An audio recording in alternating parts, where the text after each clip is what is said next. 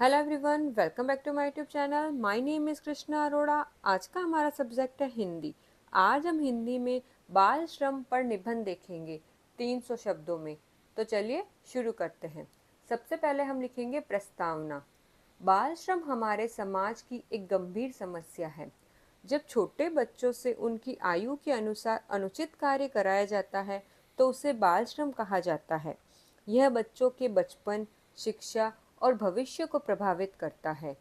आज भी कई बच्चे गरीबी और मजबूरी के कारण मजदूरी करने को विवश है।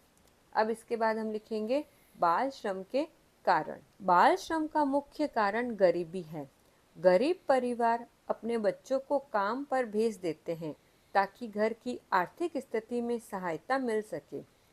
अशिक्षा, बेरोजगारी और बढ़ती जनसंख्या भी इसके प्रमुख कारण हैं।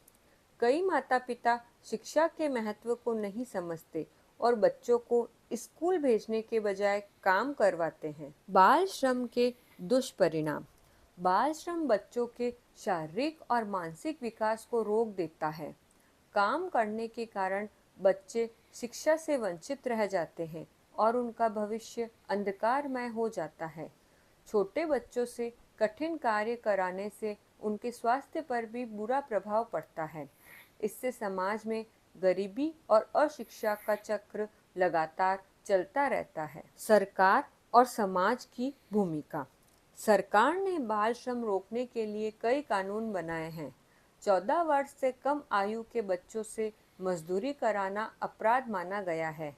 बच्चों को निःशुल्क शिक्षा देने की व्यवस्था भी की गई है।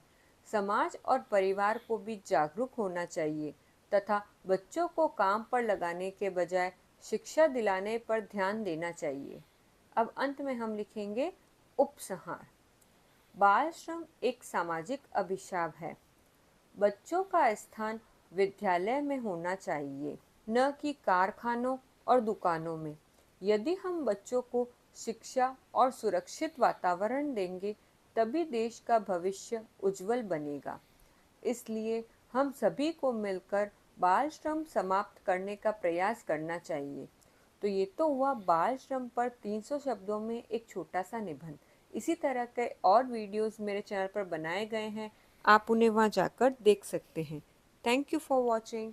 Like, subscribe and share.